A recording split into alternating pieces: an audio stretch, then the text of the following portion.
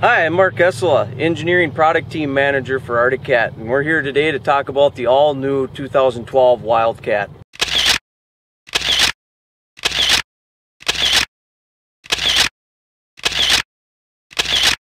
Yep. Alright, let's talk about the new 5-link rear suspension on the Wildcat. This is all new to the industry, new, something you'll see on some of the desert cars type thing, but this is new for the ROV market that this is in. Why is it a 5-link suspension? We'll start off with that. That's real simple. There's 5 links. You count them, there's 2 trailing arms and what we call 3 lateral links. And why would we do a 5-link suspension? Well, there's a reason we did it. It helps to control our camber gain as the vehicle goes through the range of travel and motion. There's 18 inches of wheel travel back here, remember. And if a traditional A-arm suspension, as it sweeps through, the tire follows an arc. And what this link system does is keeps that arc a lot less steep, so it doesn't change and you get a radical camber change.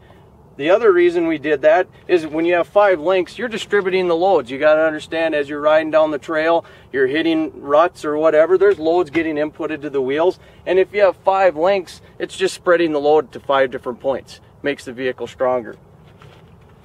When we also look at this rear suspension, so we talked about 18 inches of wheel travel. We coupled it with a Walker Evans adjustable shock. Now this thing has a ton of adjustability, so you can play around and customize the ride to what you're looking for or what you're seeing out there. So we'll start with the shock itself.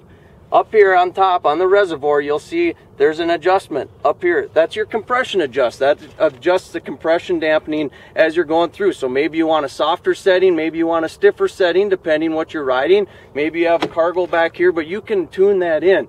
Not only do you have that adjustability in the shock, but you also have 2 preload adjusts. Now this is the primary preload adjust up here. You can adjust that and that'll adjust the ride height. Maybe you want more or less ground clearance. Maybe you have, again, more of a load, so you'll crank some preload into it.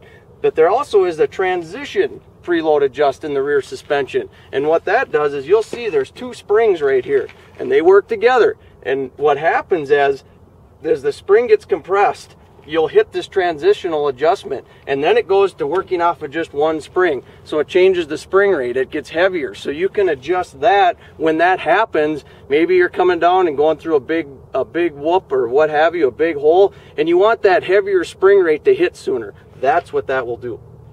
The other thing we want to point out with this rear suspension, typical of the Wildcat vehicles, all these suspension bushings, maintenance free. There's a lot of motion here. We have spherical joints. We have a U-joint up here, utilizing materials inside so they're maintenance free. No grease zerks, just simply get in and ride the vehicle.